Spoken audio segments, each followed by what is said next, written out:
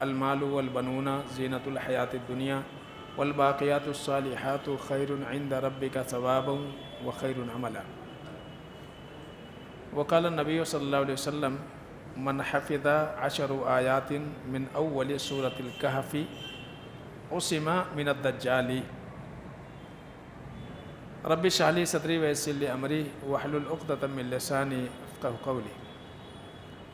قابل احترام سامعین اور پردہ نشین ماں اور بہنوں، میں نے سورۃ الکہف کی ایک آیت اور اللہ کے نبی صلی اللہ علیہ وسلم کی ایک حدیث آپ کے سامنے پڑھی ہے۔ سورۃ الکہف کے بارے میں آپ جانتے ہیں کہ عمومی طور سے لوگوں میں اس سورہ کو جمعہ کے دن پڑھنے کا عمل باقی ہے، اس کو پڑھا جاتا ہے جمعہ کے دن خاص طور سے۔ یہ الگ مسئلہ ہے کہ روایت صحت و ضعف کے درمیان ہے، لیکن عمومی طور سے اس روایت کو پڑھا جا رہا ہے، اور اللہ کے رسول صلی اللہ علیہ وسلم نے اس سورہ کو دجال کے فتنے سے حفاظت کا سبب بھی بیان کیا ہے۔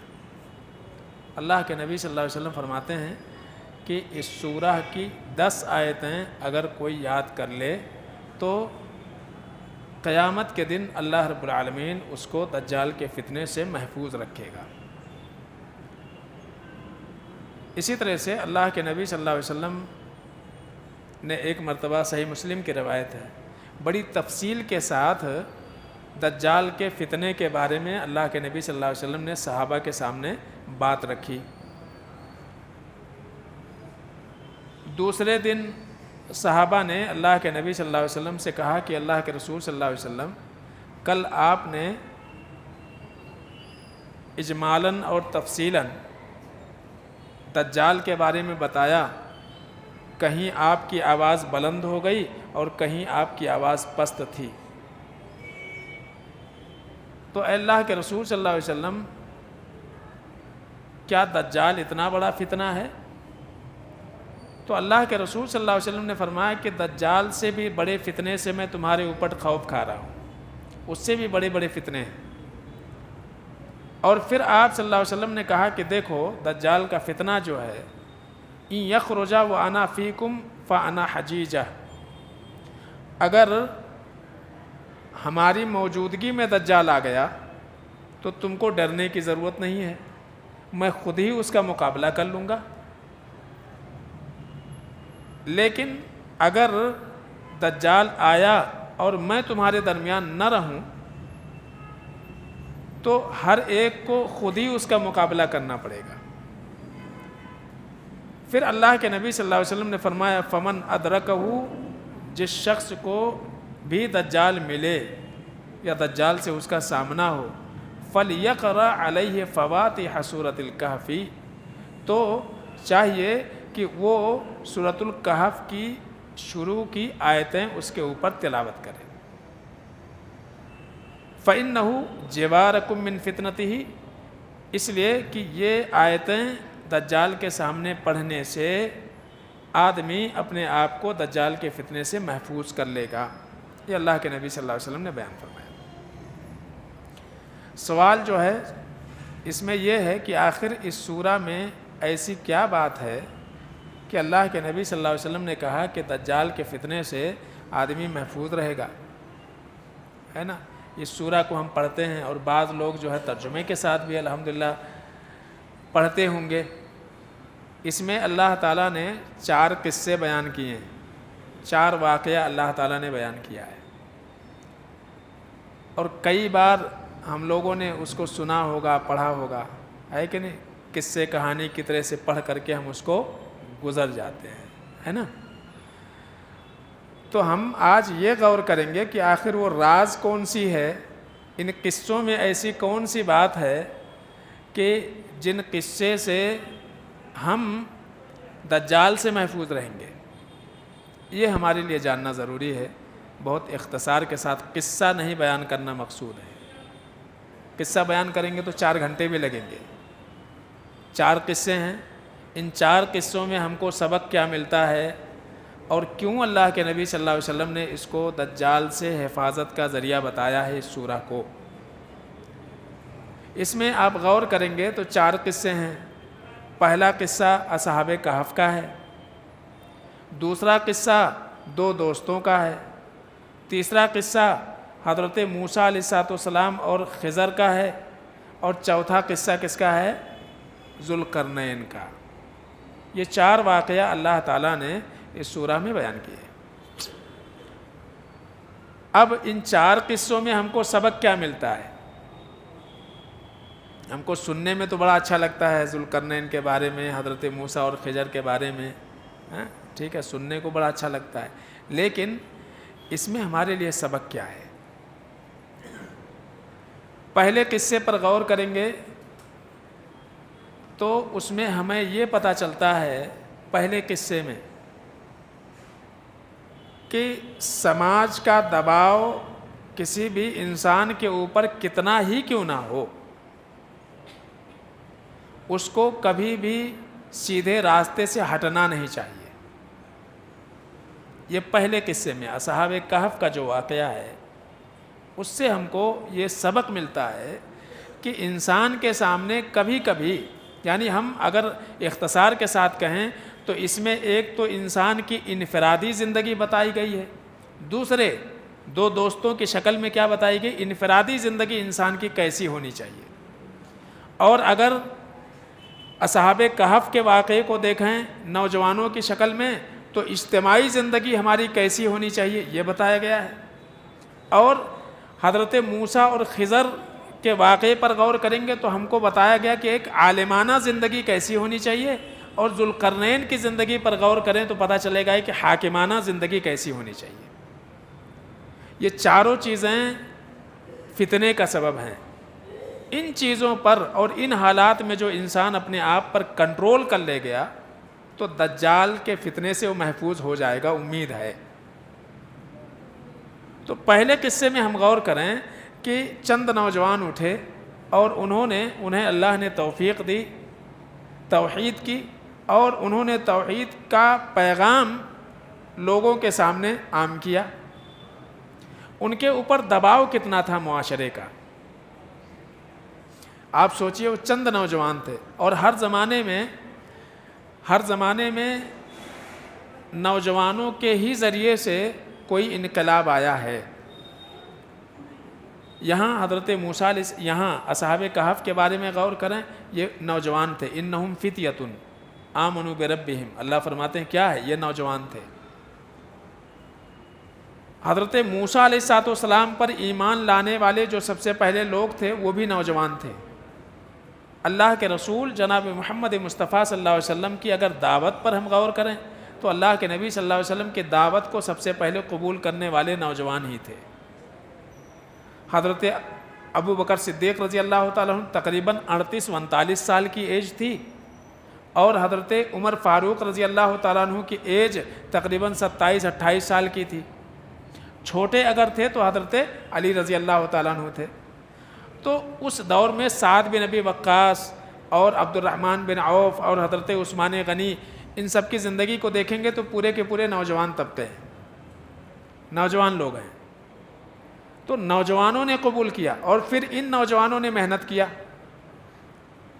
تو یہاں ہم یہ دیکھتے ہیں کہ اللہ نے چند نوجوانوں کا ذکر کیا ہے، اور جب ان کے اوپر سماج کا دباؤ پڑا تو کیا وہ پھسل گئے، ڈرے، خوف کھائے؟ بالکل نہیں۔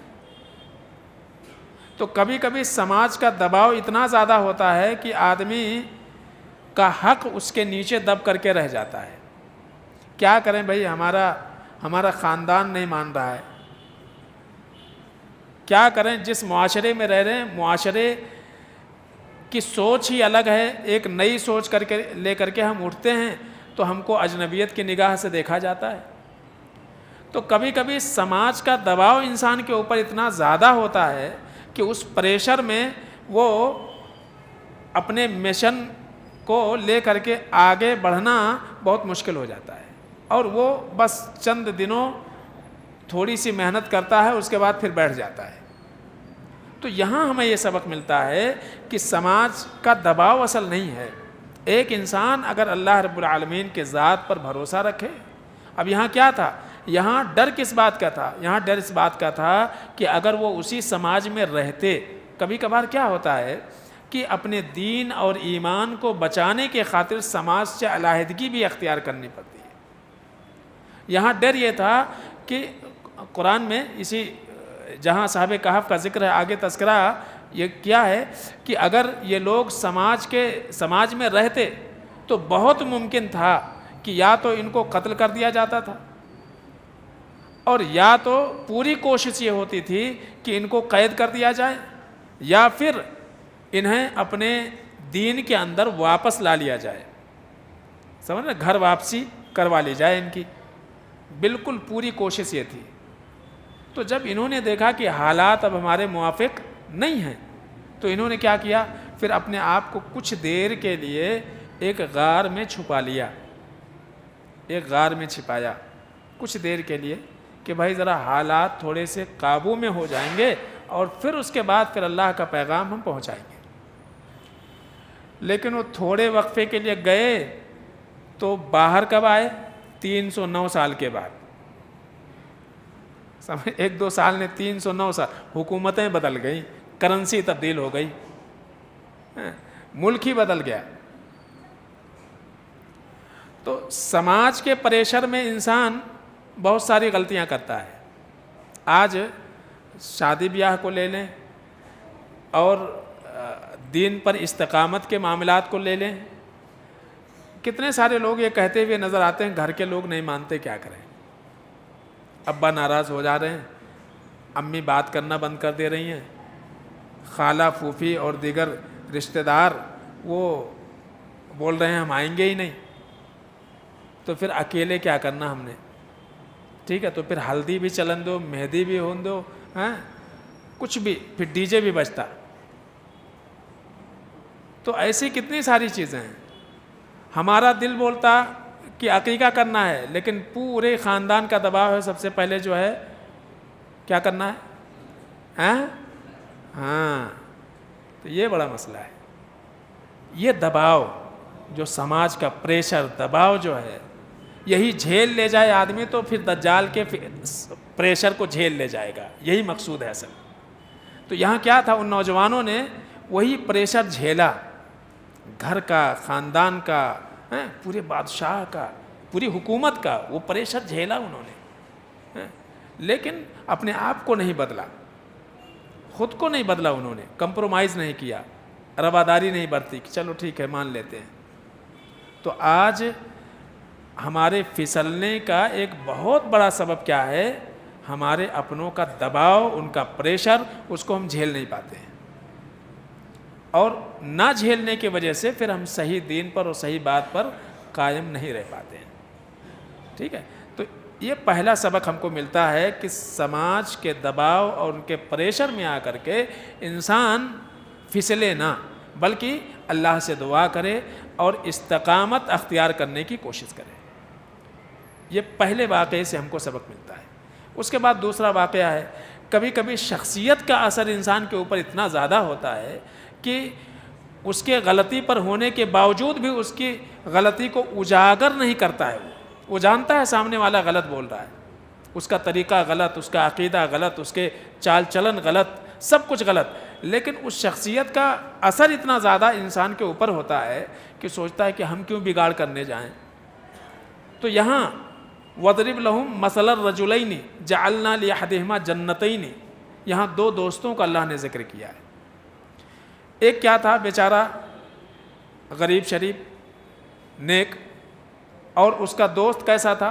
مالدار، جو باقاعدہ نہ صرف مالدار تھا بلکہ وہ اس کو اپنے مالداری کے اوپر گھمنڈ بھی تھا، گھمنڈ بھی تھا اس کو. یہاں ہم کیا کرتے ہیں؟ رواداری برتتے ہیں. کوئی بڑا ہے تو ہم اس کو کیسے ٹوکیں؟ بڑے نے کہہ دیا، ہمارے گھر کے بڑے نے بول دیا، وہ ہمارے خاندان کے بہت بڑے ہیں، اب ان کے آگے کیسے جانا ہم نے؟ تو یہ جو شخصیات کا اثر ہوتا ہے، کبھی اس کی وجہ سے آدمی استقامت کے راستے سے ہٹ جاتا ہے. تو یہاں دیکھیے دونوں دوستوں کو آپس میں بات کر رہے ہیں، آپس میں بات کر رہے ہیں، اور یہ کیا کہہ رہا ہے؟ یہ کہہ رہا ہے کہ میں تم سے مال میں، افرادی قوت میں کہیں زیادہ ہوں، میرے پاس پیسہ بھی ہے، اور دیکھو میرے پیچھے کتنے لوگ ہیں۔ کیوں؟ پیسہ ہوتا ہے تو بہت سارے ہواری مواری بھی رہتے ہیں، ان کی ہاں میں ہاں ملانے والے، کیوں؟ فائدہ مل رہا ہے نا، تو وہ گھمنڈ کر رہا ہے۔ یہ کیا کہہ رہا ہے؟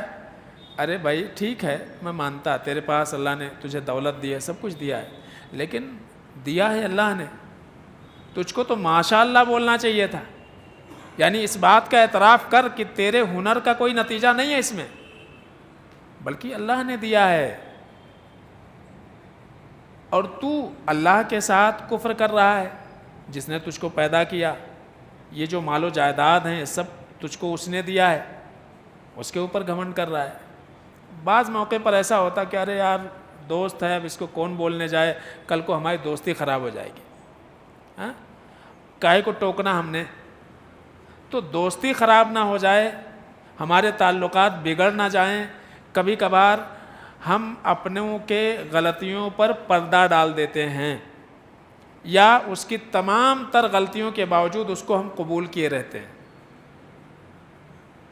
یہ بھی غلط ہے کہ ہمارے اوپر کبھی بھی دین کے معاملے میں شخصیات کا اثر نہیں ہونا چاہیے، شخصیات کا اثر بالکل نہیں ہونا چاہیے کہ وہ فلاں ہیں کیسے ہم نے بولنا، وہ فلاں ہیں کیسے ہم نے بولنا۔ تو یہاں دو دوستوں کا ذکر کر کے اللہ تعالیٰ نے یہ واضح کیا کہ اگر کوئی انسان شخصیات کا اثر قبول نہیں کرتا ہے تو اللہ کے نبی فرماتے ہیں زیادہ امید ہے ایسے انسان کا کہ وہ دجال کے اثر کو بھی قبول نہیں کرے گا۔ ایک فائدہ، دو واقعہ ہو گیا۔ تیسرا واقعہ ہے حضرت موسیٰ علیہ السلام اور خضر کا واقعہ۔ اس میں ہم کو کیا چیز ملتی ہے؟ کئی باتیں اس میں اپنے کو سیکھنے کو ملتی ہیں۔ ایک چیز تو یہ کہ علم جو ہے خالص اللہ کا نور ہوتا ہے، علم اللہ کا نور ہے، اور اللہ رب العالمین اپنے خاص بندوں کو علم و ہنر سے نوازتا ہے۔ لہٰذا علم کیا ہے؟ علم کا فائدہ یہ ہوتا ہے کہ علم انسان سیکھے، عمل کرے اور دوسروں تک اس کو پہنچائے، یہ مقصد ہے علم کا۔ لیکن اگر علم انسان کے لیے غرور اور گھمنڈ کا سبب بن جائے تو وہ علم نہیں ہوتا ہے، کیونکہ علم انسان کے اندر تواضع پیدا کرتا ہے، غرور نہیں۔ یہی سکھایا گیا ہے یہاں پہ کہ انسان کو اپنے دین پر، اپنے ایمان پر، اپنے علم پر، اپنے عمل پر کبھی بھی غرور نہیں کرنا چاہیے، کبھی بھی گھمنڈ نہیں کرنا چاہیے۔ حضرت موسیٰ علیہ السلام نبی ہیں، آپ خطبہ دے رہے ہیں، خطاب کر رہے ہیں، کسی پوچھنے والے نے پوچھ لیا اس روئے زمین کے اوپر آپ سے بڑا بھی کوئی ہے کیا عالم؟ انہوں نے کہا کہ سوچے کہ بھئی میں تو نبی ہوں، نبی سے زیادہ علم والا کون ہو سکتا ہے؟ اس لیے کہ نبی علم لے رہا ہے اللہ سے، تو ہمارے علم میں تو کوئی نہیں ہے۔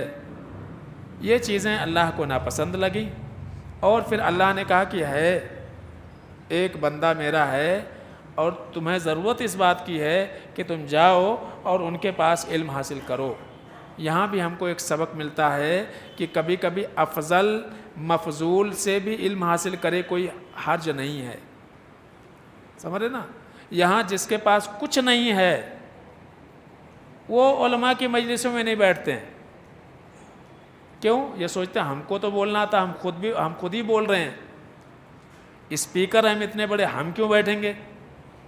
یہاں حضرت موسیٰ علیہ السلام نبی ہیں اور ایک عام انسان سے جا کر کے علم حاصل کر رہے ہیں، اللہ سے پوچھتے ہیں پتہ بتاؤ کہاں ملیں گے وہ؟ تو علم کے اوپر، عمل کے اوپر، اپنے ایمان کے اوپر انسان کو غرور نہیں ہونا چاہیے۔ یہ بہت بڑا فتنہ ہے، فتنہ ہے انسان کے لیے جب اس کو اپنے علم و عمل کے اوپر غرور ہو جائے، اپنے ایمان کے اوپر، اپنے استقامت کے اوپر دینداری کے اوپر انسان کو غرور ہو جائے تو یہ فتنہ ہے. اس فتنے سے جو انسان اپنے آپ کو بچا لے وہ دجال کے فتنے سے محفوظ ہو جائے گا. اس لیے کہ دجال کے پاس اور فتنہ کیا رہے گا؟ دکھائے گا کچھ، وہ جو ہے دیکھنے میں کچھ ہوگا اور باطن میں اس کا کچھ رہے گا. چوتھا واقعہ بتایا گیا ذوالقرنین کا. میں تفصیل کروں گا تو بہت ساری باتیں ہو جائیں گی لمبی، میں صرف چند اہم نکات ہی آپ کے سامنے رکھ رہا ہوں. ذوالقرنین میں آپ دیکھیں گے ایک انسان کو اگر عہدہ مل جائے، ذمہ داری مل جائے، اس ذمہ داری کا بہت غلط استعمال کرتا ہے. تو ذمہ داری کیا ہے؟ ایک فتنہ ہے، ایک آزمائش ہے. وہ چھوٹی سے چھوٹی ذمہ داری ہو اور بڑی سے بڑی ذمہ داری ہو. اگر عہدہ، منصب، ذمہ داری، حکومت، سلطنت، اقتدار پانے کے بعد انسان اپنے آپ کو دین پر ثابت قدم رکھ لے جائے اور اس ذمہ داری کا حق ادا کر لے جائے، یقیناً وہ دجال کے فتنے سے محفوظ ہو جائے گا. اس سے بچنا اس کے لیے ممکن ہے. لیکن اللہ کے رسول صلی اللہ علیہ وسلم دیکھیے، بعض صحابہ نے جب آپ سے کہا کہ آپ ہم کو بھی عہدہ دے دیجئے، کوئی ذمہ داری دے دیجئے، اللہ کے نبی صلی اللہ علیہ وسلم نے فرمایا کہ جب عہدہ کوئی مانگ کے لیتا ہے تو اللہ تعالیٰ اپنی مدد اس سے چھین لیتا ہے. اور اگر کسی کی صلاحیت اور اس کے اندر موجود خوبی کو دیکھتے ہوئے کوئی ذمہ داری اس کو سونپ دی جاتی ہے جس کی وہ چاہت نہیں رکھتا، تو اللہ رب العالمین اس ذمہ داری کے نبھانے میں اس کی مدد کرتا ہے.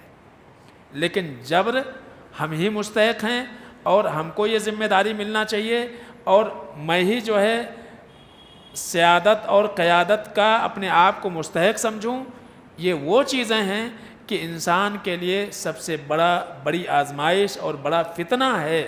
اس میں عمومی طور سے لوگ ناکام ہو گئے. قارون ناکام ہو گیا، فرعون ناکام ہو گیا، حامان ناکام ہو گیا، شداد ناکام ہو گیا. ایسی تاریخ آپ پڑھتے جائیں.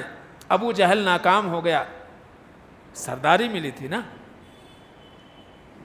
تو کتنے ایسی، یعنی آپ چھوٹی ذمہ داری ہو، بڑی ذمہ داری ہو، آپ اپنے گھر کے ذمہ دار ہو، اپنے بچوں کے ذمہ دار ہو، گھر میں جو عورتیں موجود ہیں ان کی ذمہ داری آپ کے کندھوں کے اوپر ہے.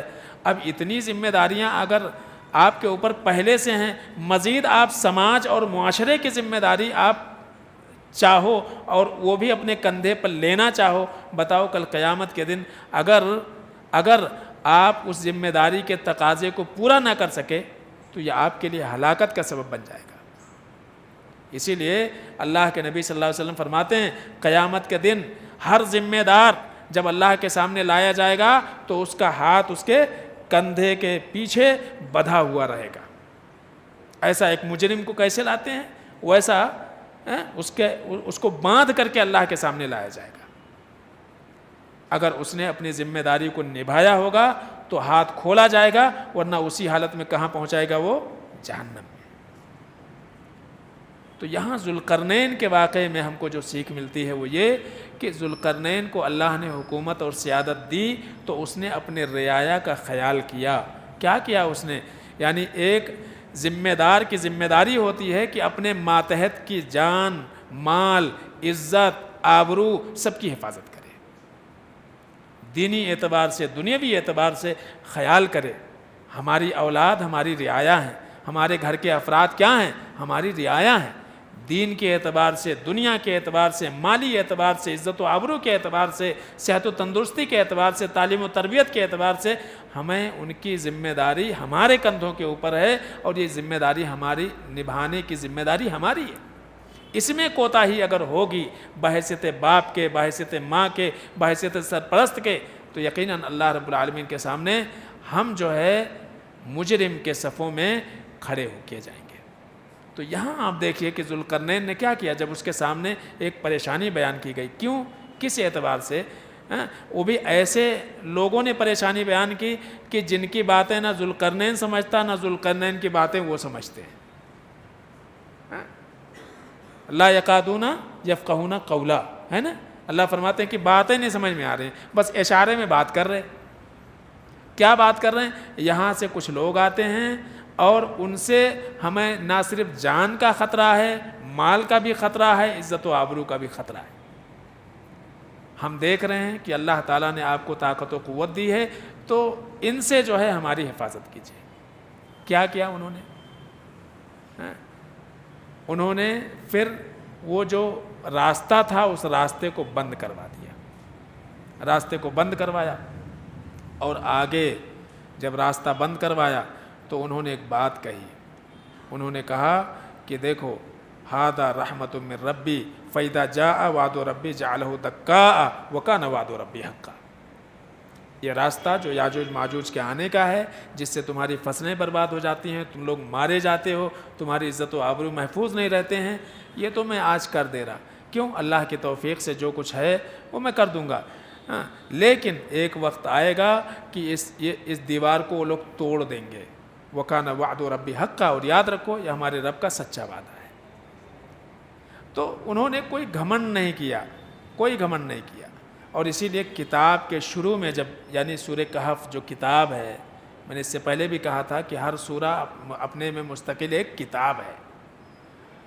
الحمدللہ الذی انزل علی عبدہ الکتاب ولم یجعل لہ عوجا، یہاں سے شروع ہوتا ہے۔ تمام تعریف اس اللہ کے لیے جس نے اپنے بندے پر یہ کتاب نازل کی ہے، یعنی یہ سورۃ الکہف ایک کتاب ہے، یہ ایسی کتاب ہے کہ اگر اس کو سمجھ کے پڑھ لیں اور اس میں جو اس سورہ کا جو تقاضا ہے اس تقاضے کو ہم پورا کر لیں، تو نہ صرف دجال بلکہ دنیا میں موجود تمام تر فتنوں سے اب اپنے آپ کو بچا لیں گے۔ اللہ سے دعا ہے کہ العالمین ہم سب کو سمجھنے عمل کرنے کی توفیق عطا فرمائے، آمین رب العالمین۔ السلام علیکم۔